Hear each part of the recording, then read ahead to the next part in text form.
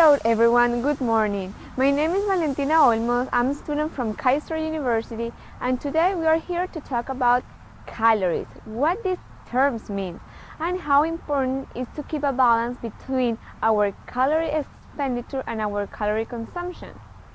It's very important to understand why the people it's getting with the pass of the year, it's getting bigger and fatter.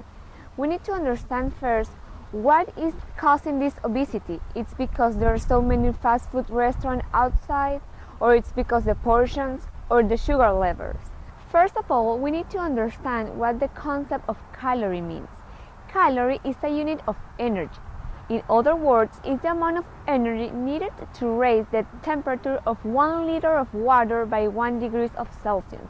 Therefore, when we talk about calorie intake or consumption, we are essentially talking about energy intake, energy that our body needs to work properly. That's why it's so important to know the difference and to be aware about how many calories we consume and how many calories we spend. It's so important to understand all these concepts. If you know how many calories you get into your body, you also know how many calories you need to burn so don't start gaining weight. So that's why you need to be careful about what type of food you get into your body, if it's good food, if it's bad food, or if it's junk food.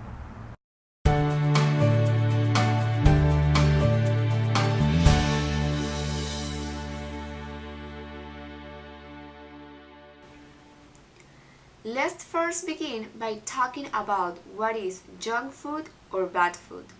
By the year of 2012, some research has found that the United States has one of the highest obesity rates in the history. The obesity rate has remarkably increased over the past of the years. That means this epidemic has increased, and also the type 2 diabetes around the United States. There are so many factors, including biological, genetic, psychological, and environment causes that contribute to this epidemic.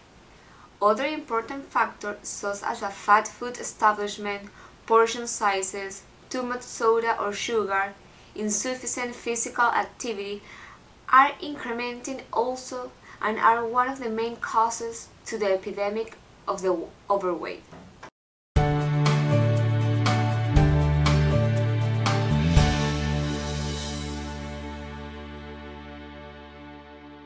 A very important factor is the location. There are disproportionately numerous fast food restaurants that are increasing, especially in poor and rural areas in every major city around the United States. It's important to know and understand that the fast food restaurants are overwhelmingly increasing by the pass of the years. These type of restaurants became popular in the middle 50s, especially with the opening of the first McDonald's in 1957. By 2010, there were over 200,000 fast food restaurants around the United States alone. So that means in less than 55 years, the number of fast food restaurants has grown extremely fast, and also the obesity epidemic. One of the studies shows that an average of 48% of Americans spend their budget in fast food restaurants. Also, seems to be the casual place to hang out for many adolescents, particularly after school.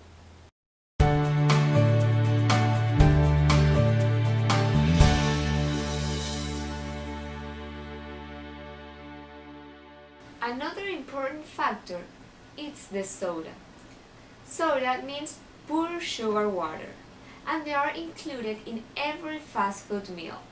What many Americans don't know is that by 12 ounces of soda has 11 teaspoons of pure sugar. Each teaspoon has 4 grams of sugar, so that means in this little can you're gonna get 44 grams of just pure sugar. So the next time you wanna take one of these, just think about it and be smart.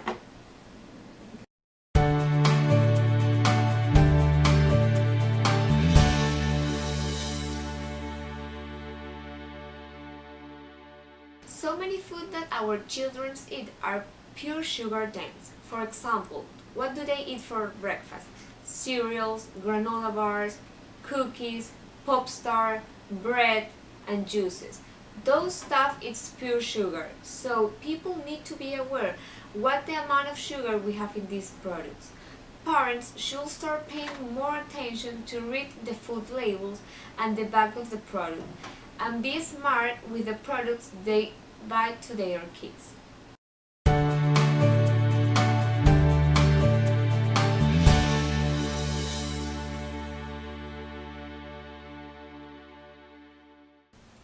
Finally, another element that is increasing obesity around the United States is the lack of exercise. It's important to become active and reduce the amount of time we spend in front of a TV or in a video game. Start including physical activity at least 30 minutes in a day, and by keeping people active, they will reduce the amount of heart disease, diabetes, stroke, high blood pressure, and also reduce stress. So that's why increasing exercise can reduce the depression and can reduce also our anxiety.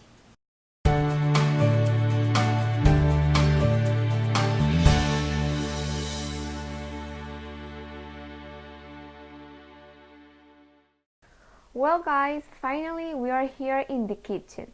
First of all, remember that food and physical activities choices that you make every day can affect your health and the way that make you feel.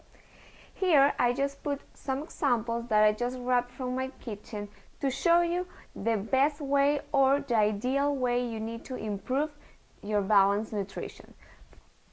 By eating right and being physically active is not just a diet, they are the keys to a healthy lifestyle. Also, it's very important to make smart choices for every fruit group. For example, you need to buy fruits, vegetables, calcium, whole wheat grains, proteins, and also when you want to drink, you need to always pick the light version, like light lemonade or 0-calorie soda, and you are cutting a lot of calories by picking those products.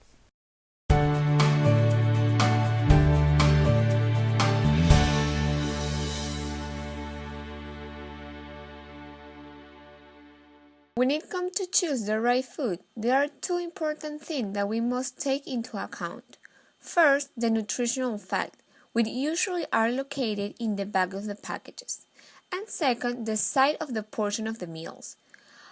Regarding to the nutritional fat, people should focus on buying food low in saturated fat, trans fat, cholesterol, salt, and sugar. Also, if you want to lose weight, it is very important to consume food low in calories. If by any chance you are not able to read the nutritional fat and you want to know how many calories you are consuming, here is a way that can help you. You might calculate the amount of calories with the formulas ahead.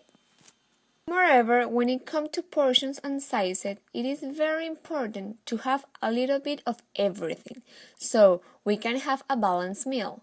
For example, as you can see in the screen, here are the right amount of food that forms an ideal meal. If you can follow this recipe and eat these portions, your body will appreciate it.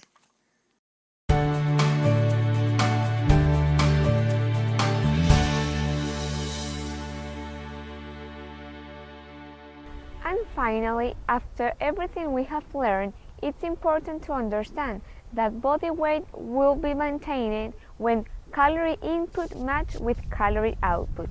When input and output are not balanced, your body weight will fluctuate. And when there is an excess of calories, they will be stored as a fat. Remember that the number of calories you will burn during exercise depend on your size, your exercise intensity, and of course the type of physical activity you are performing. Therefore, remember to avoid a sedentary life. Try to do some physical activity at least 3 days in a week. Try to improve some running, biking, or swimming. And control your calorie input and your calorie output. That's the way to succeed in life. Take example of my husband. He lost 70 pounds in a year by eating right and being healthy and active. So you can do it too. I hope to see you next time, and I hope you have learned a little bit of what's calorie and how to control your calorie intake and your calorie output. Bye!